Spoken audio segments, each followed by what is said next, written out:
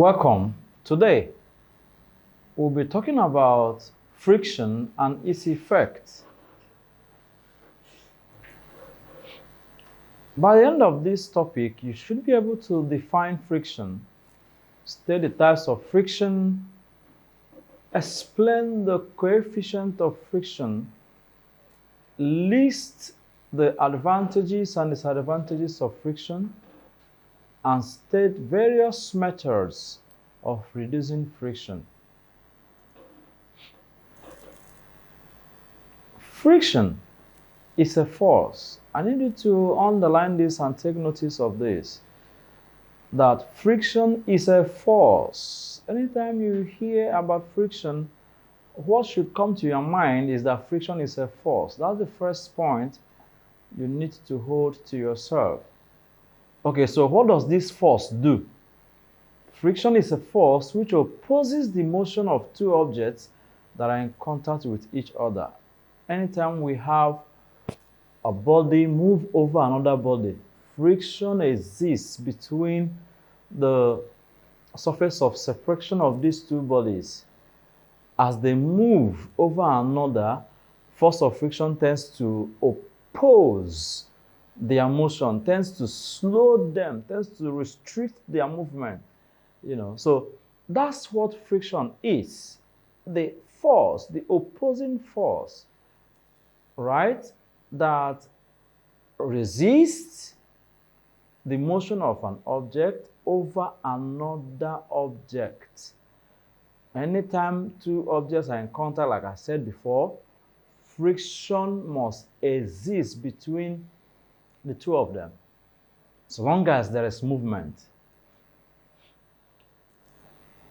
So look at this man trying to push the box on a horizontal plane.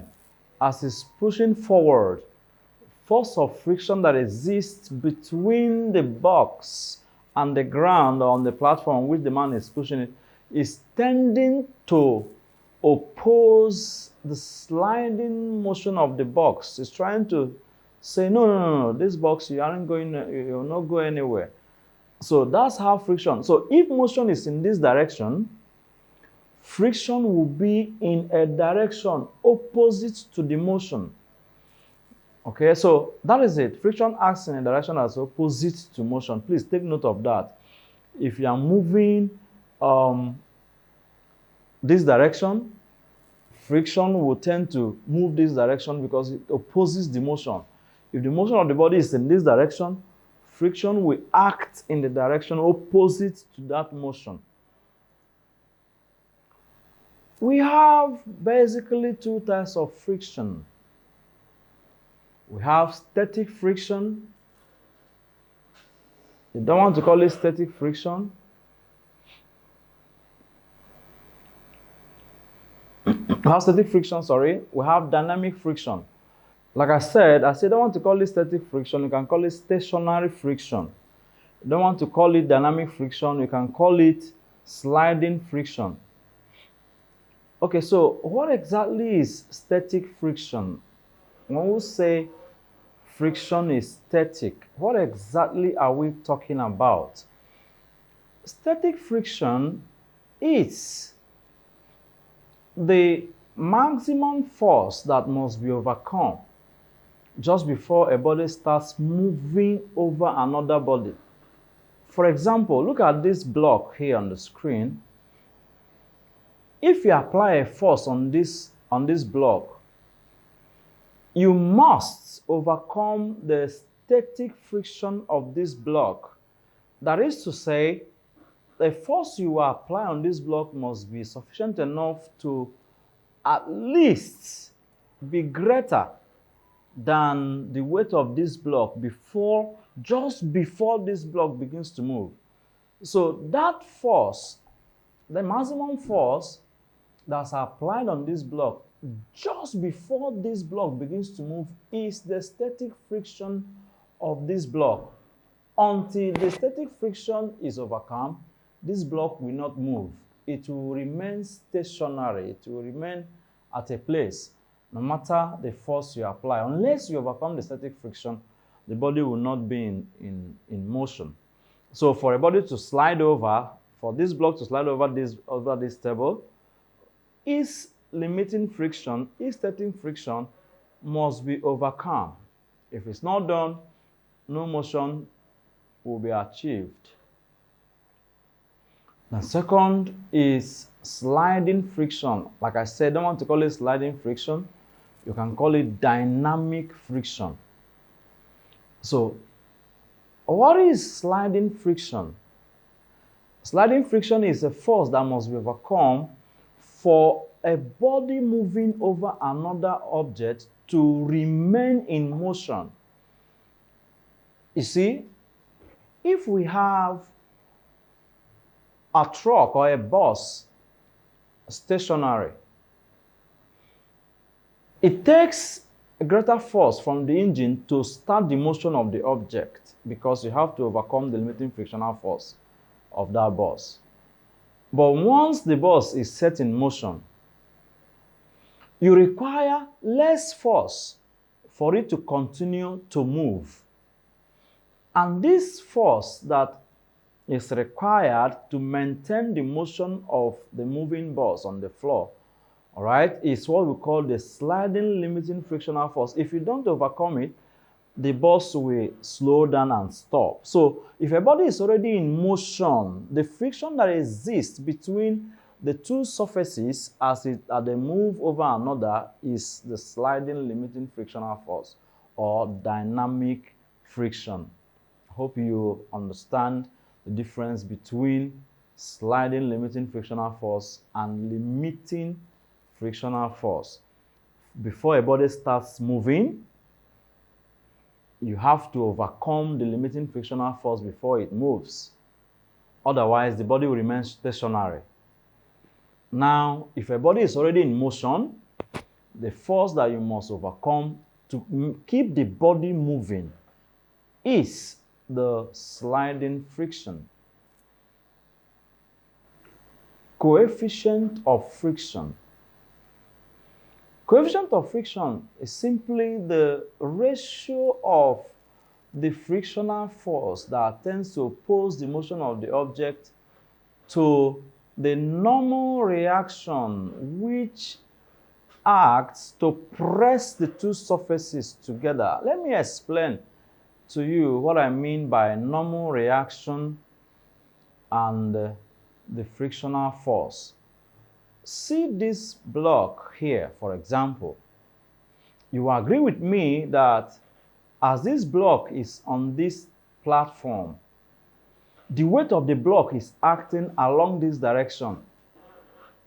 Now, according to Newton's third law of motion that states that to every action there is equal and opposite reaction. As this block is acting on the platform will also react on the block. And this reaction is equal to the weight of the block, because the block here, you see, is on a horizontal platform. So the weight of this block is equal to the normal reaction. It is called normal reaction because this reaction is perpendicular to this block. So because it's perpendicular, the word normal is used to tell us that the reaction is acting perpendicular to the surface. So this reaction is equal to the weight of the block, but the direction of action of the reaction is opposite to the weight of the block. Please take note of that. So the coefficient of friction is the ratio of this frictional force that tend to oppose the motion of this block on the platform, and the normal reaction which is equal to the weight of this block but acts opposite to the weight. So mathematically speaking, we can say that coefficient of friction is equal to the frictional force all over the normal reaction force. Take it again. The coefficient of friction is the frictional force over the normal reaction force. Coefficient of friction has no unit because frictional force is in Newton, normal reaction is also in Newton. So Newton over Newton is equal to 1. So take note of that. Coefficient of friction has no unit. Now, if the friction we are talking about here is a sliding friction, we will call this coefficient of sliding friction. If the friction under this course is a limiting friction, we will call it coefficient of limiting friction. Please take note of that. It has no unit.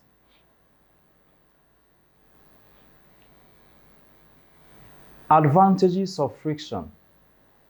Previously, before now, I was thinking that friction has no advantage until I started studying. I found out that, wow, friction has got so many advantages that we have. For example, without friction, walking is impossible. You won't be able to walk from your house to your workplace. You won't be able to walk from one class to the other. You will be there. Imagine walking on a floor that there is no friction that exists between the sole of your feet and the floor. Walking will, I don't know if you can imagine it. Imagine you walking on a very slippery ground. Walking will be impossible and very, very, very inconvenient for us to walk. So friction is advantageous to us in that area, that because friction exists between the sole of our feet and the road, we can conveniently walk. We can walk. Okay? Friction has other advantages we have. When we want to sharpen our cutleries with the grinding stone, the friction that exists between the surface of the grinding stone and the cutlery helps us to sharpen the cutleries. Like in the villages, you see people who don't have files, they make use of stone to actually, sharpen their cutlasses when they want to go to farm. That's what is obtainable in that area. Now, without friction, that's the third advantage of friction. Without friction, the tire of vehicles will skid off the road. And that is why the tire of vehicles are made rough. If you see, we have these markings on the tire. That is to help the tire to have a firm grip on the ground as it moves. So friction is of importance in that area. That friction prevents the car from skidding off the road as the car moves. And that is why when it rained, the tar roads, they become a little bit slippery. So when you are driving on such road, you are advised not to overspeed, regardless of the tire, regardless whether it's a brand new tire, because friction has been reduced on the road when it rained. So just have to take note of that. Now, friction helps us to ride our bicycle. See the sprocket and the chain. The friction that exists between the sprocket and the chain helps us to pedal our bicycle and helps the chain to drive motion from one place to another.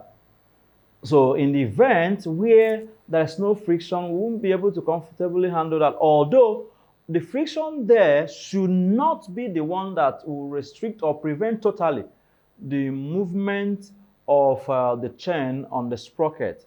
So whenever the sprocket teeth begins to wear off, you are advised to change it so that they will have a firm grip, so that the chain will not slip off the sprocket as you move.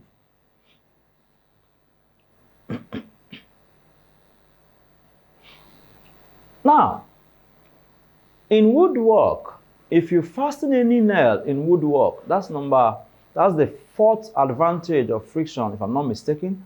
If you fasten nail on woodwork, because of friction, they can be fastened Now, imagine if you have a table or a wood that is frictionless and you want to make joints.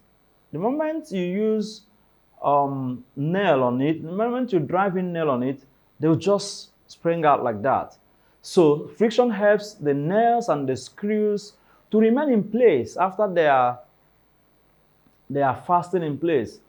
Okay, friction helps us also to lighten the matchstick, that scratch of the matchstick on the matchbox is friction. So without it, if the matchbox is frictionless, you may end up wasting the entire matches in the box and you will not get fire, maybe to cook or to do any other thing you want to do. So friction is of utmost importance. Friction is very, very important. Even writing, even for us to write, it is friction that enables us to write. Imagine if we have a frictionless pen, writing is made impossible. So friction is very, very, very, very important. Just like they say that everything that has an advantage has also a disadvantage. We want to look at the disadvantages of friction. Yes, friction has disadvantages. Indeed. Number one disadvantage of friction is that friction reduces the efficiency of a machine. Friction reduces the efficiency of a machine. Because no matter the machine, even if it's brand new, even if it's not brand new, even if it's being used, there is no machine that will be able to give out all the work put into it. There's no machine will have that the work input will be equal to work output. Because for the machine to bring out anything, it has to first of all overcome friction. So friction reduces the efficiency of the machine. That makes it that work input cannot be equal to work output. Therefore, the efficiency of the machine will be reduced. Friction causes wear and tear. If you see a car tire, continuous use of the tire on the tarred road, in the long run, the car tire will wear off. If you see some shoes, these I'm giving you, they are common examples of wear and tear. You see some people's shoes are bent one side because of constant use. The shoe sole is rubbing against the tire, against the road. By the time you know it, the sole of the shoe will wear off. Now in machines, constant movement or rubbing of a spindle or an axle, will wear off that part. So because this part is constantly in motion and is relative to another surface, so oftentimes, the part will wear off. Okay, so friction is of a disadvantage in that area, that friction causes a wear and tear. Friction also causes noise. Friction causes noise. If you have a bad car, if you have, even in your house, if the hinge of your door, it requires to be lubricated, you see that when you want to open the door, you hear this sound, Pia. When you want to close the door, everybody knows that the door is about to close because the hinge needs to be lubricated and be freer to move. Okay, so friction produces noise. If you have a worn-out bearing in some vehicles, you see as they move, you're hearing like grinding sounds. This is what friction can do. In bicycles, if friction is not reduced in bicycles, the neck of the bicycle will start making one kind of noise as if somebody is beating a drum for it. Okay, so because of friction. So friction produces noise. In moving part of machines, you can see that if there is no lubrication, the noise will be much. So those are the disadvantages of friction. I've said that friction causes wear and tear. Friction causes reduction in efficiency of a machine. Friction causes noise. Please take note of them. What are the ways we can reduce friction? Since we've seen that if friction is much, that it can lead to certain disadvantages, especially in our machines. What are the ways we can reduce friction? Friction can be reduced basically by lubrication. When I mean by lubrication, it means application of oil, grease in some parts. Now, when you lubricate these moving parts, it reduces friction, and if friction is reduced, these parts will work effectively. We can also reduce friction by streamlining the body. By streamlining the body. What do I mean by streamlining the body? You know, apart from solid friction, we can also have friction. We can have air friction. We can have friction in a liquid, that is fluid friction. If a ship, for example, is navigating through waters, it experiences friction. So you see, the people that produce the ship, they fashion the ship in such a way that the shape of the ship is like this, so that the ship can easily navigate through the water. And that kind of shape is called a streamline. Let me show you what I'm talking about. See this trend too. You see the way the shape is. This is called a streamline shape. As it moves, the air resistance is reduced by this shape. That is also the same shape of an airplane. So God, being God in his creative nature, understood science before us. So if you look at the shape of birds too, birds have that streamline shape. If you look at fishes in water, they have that kind of shape. That is to enable them to move easily in water. When birds fly, they have that shape too. So this shape reduces friction. Imagine if we have a very wide body as it's moving. The body will experience friction because air will interfere much with the motion of the body. We can also reduce friction by the use of ball bearing. We can reduce friction by the use of ball bearing. That way, if you see, most of the times when we have spindles or when we have axles moving, these axles are usually fixed. A roller is usually fixed on the axle such that the axle will have a place to rotate. I need you to just think of what I'm talking about. If you see a ceiling fan, that ceiling fan that turns, as it is turning, there is bearing in the ceiling fan. That bearing in the ceiling fan there is to reduce friction.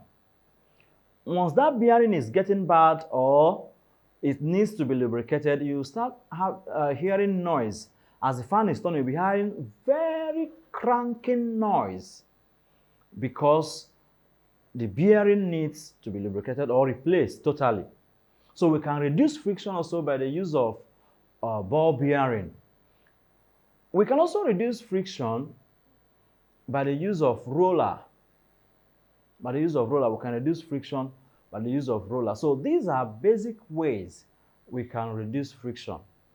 I need you to stay put as we take some questions from our ExamGuide app.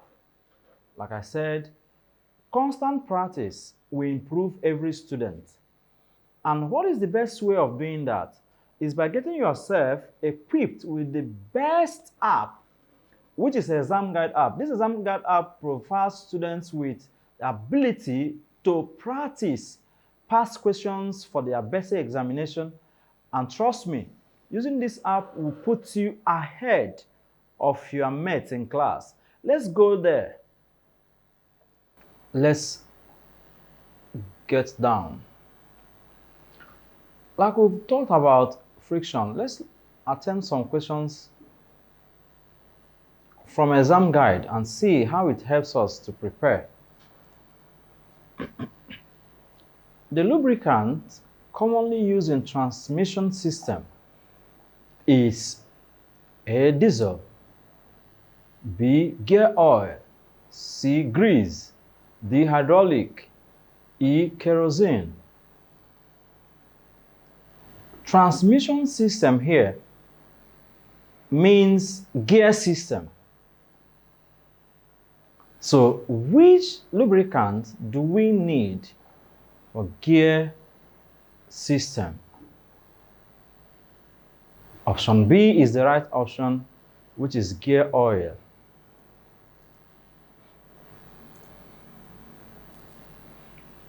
Which of these is not a practical application of friction? So in which of these can't we apply friction? That's the meaning of the question. Please, the emphasis is on not. Belt drive, cable drive, chain drive, clutches, throttle. Friction has its application in option A, B, C, D, except option E. In throttle is the same thing as an accelerator. So if the accelerator has friction, the whole process, you won't have a smooth acceleration of your car or of your motorcycle. So friction doesn't have any application in throttle. We don't need friction in throttle system. But we need friction for clutches to work. When you want to engage your vehicle, you need a clutch to engage a vehicle. And without friction, there will be no engagement. In chain drives, we require friction also in chain drives. Take example, bicycle is an example of a chain drive. The bicycle will require friction for that. No friction, the chain might skid off the sprocket. We will require friction in cable drive. We require friction in friction has application in belt drive. As a matter of fact, if the pulley and the belt, if there is any form of lubrication, the belt will just skid off. Even in the pulley of vehicles or even in the roadside, if you look at the women that grind or pepper, that grind tomatoes in the market, that their machine makes use of belt drive. So we need friction for that belt to turn the spindle of the engine. Now, if you turn the belt this way, if you turn the belt, you will see that the belt is two-thirds kind of. The belt is built in such a way that it will increase friction. So imagine if there's no friction in that belt, that it will be of no use. So option E is the right option. Next one, which of the following is not a function of lubricant? A lubricant are materials that are used for lubrication. For example, an oil is a lubricant. Grease is a lubricant. Even air is a lubricant. So which of these is not a function of a lubricant? Cooling of parts. Parts here means parts of a machine. Cleaning of parts. Increasing heat. Preventing rust. Reduction of wear. Option C is not a function of a lubricant. What they do is that they reduce friction, and friction causes heating of an engine. So, lubricant does not increase the heating of the engine. So, option C is the right option. Please, you can practice more questions. Remember, I told you that the more you practice, the more you improve on yourself.